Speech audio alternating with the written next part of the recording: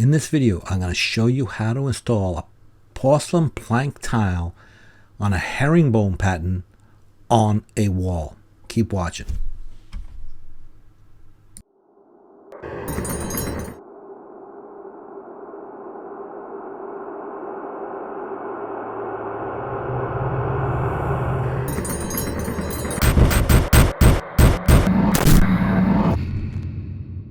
Okay, so I'm doing this master bathroom and I got a lot of the tile done, and so now I got to do a wall.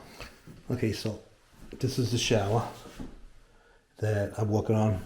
I'm missing the feature strip here, so I'm not going to be able to finish up above there until I get that. I've installed the floor on a herringbone, 6 by 24 on a herringbone, and now I have to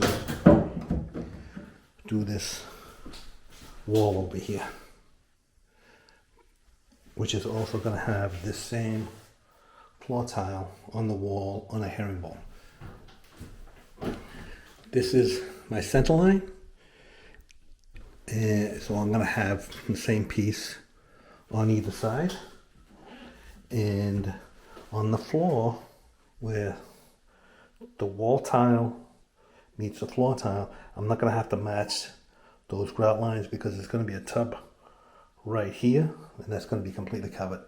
But I want the piece on the right and the left to be the same. Now I don't know if you can see this laser line right here.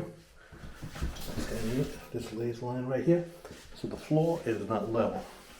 This part of the floor is half an inch lower than this part of the floor. Now, because I have to make sure that all my pieces are the same and that I'm plumb and straight, I don't want to just start cutting tile and just sticking it on willy-nilly. So what I did was I laid out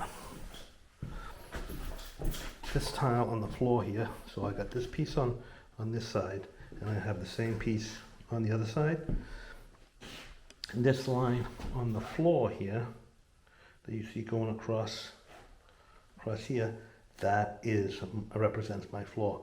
So I put a laser line straight up and down.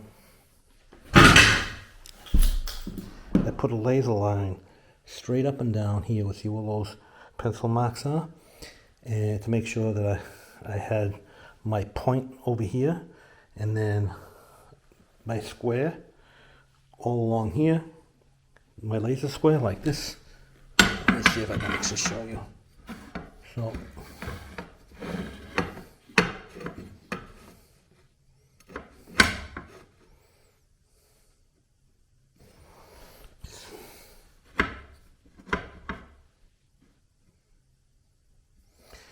So now I mark it, so this is my low spot on the floor and that's my high spot on the floor. So you can see the laser line on there, so that when I put these on the floor, I know it's going to follow the floor exactly, but my tile is going to be perfectly plumb.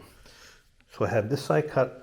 I'm not going to cut, that's just those little pieces there on the end with the X's on there. Those are just scrap pieces. But I want my whole floor. I'm going to cut my whole floor all the way across, and I have my part of my wall cut, so I'm going to cut these so that way I can start setting my tile on the floor here, and I know that I'm going to be exactly where I need to be so I can follow the wall up. So that's what I'm going to start doing. Okay, so I got all my bottom cut. This last one here, I'm just not going to bother cutting that just yet because I'm not sure of the actual dimension for the wall on this side here. So now, but I got these all cut. This corresponds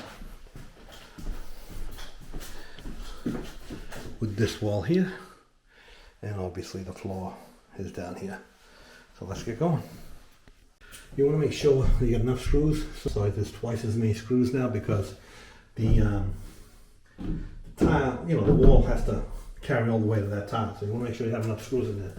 So I got plenty of screws here. I have a bunch of screws, black ones, the ones that drywalls had, and silver ones, the ones that I put in.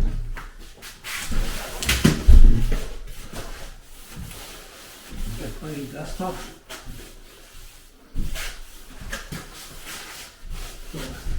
So the drywall will suck the moisture out of the thinset. I'm going to start in this corner over here. Half-inch sheet fill.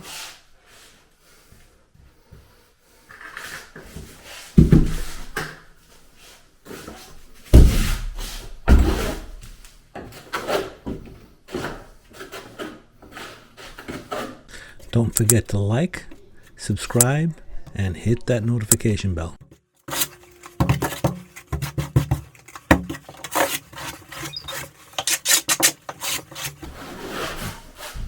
Okay, start. Also, don't forget to check the description. You'll find a lot of other useful links to tools and other stuff that I add to the description that you might find interesting. Thanks for watching.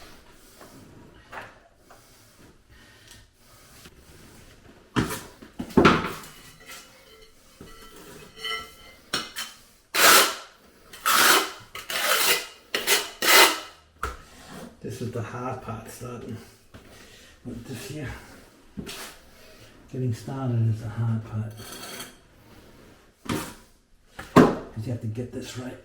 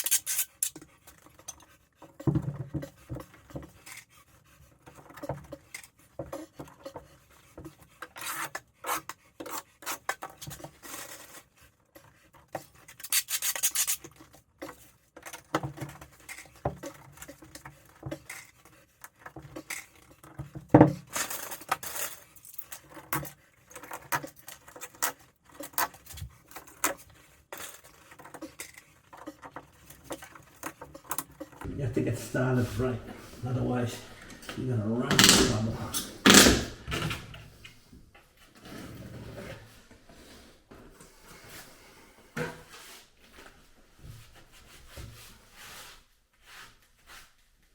So there's going to be a freestanding tub in this area right in front of this wall. So the drywall is perfectly fine. It's not a wet area. There's no shower. It's just a tub. So there might be like slight splashing on the wall tile. There's really no danger that the wall is going to get wet. So when you're doing a large format tile on the wall, you want to really use a no sag thin set. Otherwise, you're going to be fighting gravity. The thin set I'm using here is actually a pay thin set. It's a non-sag, and I mixed it according to the directions on the bag so that I get the properties that the thin set is designed to give you. So another important thing is to make sure that you stay true, square, and plumb. Now, I got some tile, I'm putting some tile on, and as I'm going along, I'm going to check it to make sure that the tile is exactly where it needs to be. If you start to run into trouble, don't keep going, just slow down, check your tile, make adjustments to make sure that you stay square and plumb and you don't run off, because if you run off you're going to have problems with your corners not lining up. Wall tile is going to be a little bit harder than floor tile because, as I said, you're fighting gravity. So before I started, as you saw, that I dampened the sheetrock. The reason for that is to remove any dust and to give it a drink so it doesn't suck the moisture right out of thinset. Drywall is very thirsty, so it will absorb the moisture out of the thinset. Dampening the wall will help prolong the amount of time that you have to make adjustments. So make sure you do that. And then, as you can see, I'm back buttering every tile so I get the correct coverage.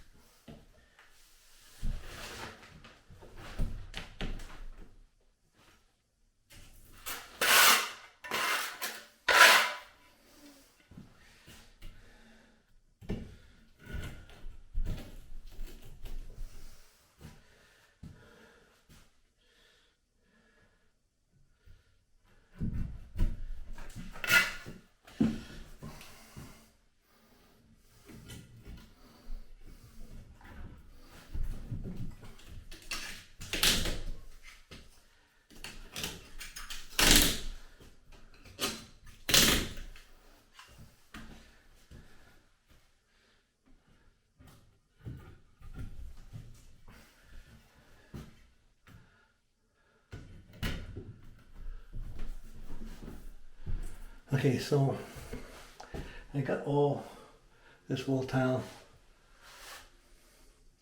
up to here, and that's as far as I'm going today. So what you want to do to make sure you don't run into trouble tomorrow, make sure that you are perfectly square.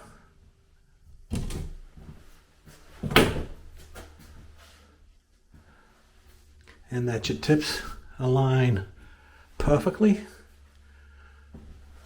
so that when you go to continue tomorrow, you're not gonna, the next day you're not gonna run into problems because it's twisted or it's racked or something or other. So I am perfectly square here. I'm certain that I'm square over here as well. I'm good there. So now I'm gonna put some clips in here and get ready for tomorrow. Okay, so I have it all ready for tomorrow to continue and finish that last top part of the wall. Okay, so it's the next day and I'm gonna start tiling the upper part of the wall. So yesterday I flat troweled the wall to key in my thinset, and then I notched the thinset on the wall. Today I'm going to do a little bit different because I've got a lot of cutting to do. So I am going to flat trowel the thinset to the wall. That way I'm keying it in, but then I'm going to notch the back of the tile so that I can set the tiles one at a time and not worry about my thinset drying on the wall.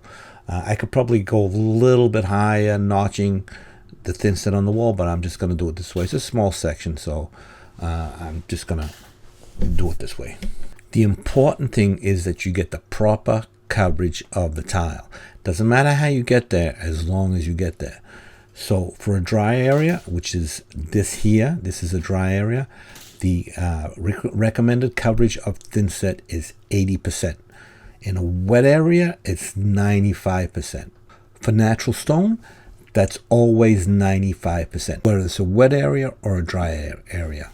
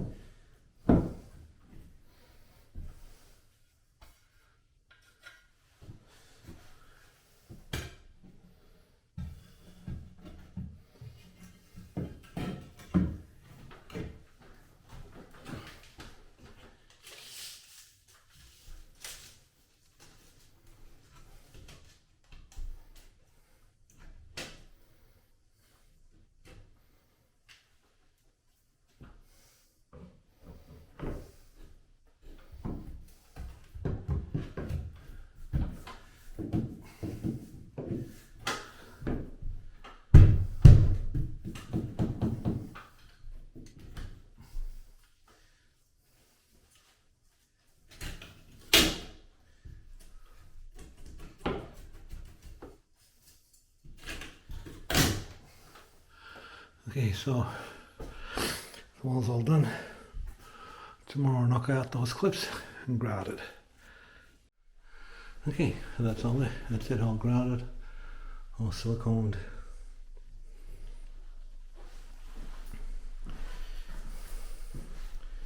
Shower floor. So I have to finish that up when I get the feature strip tile.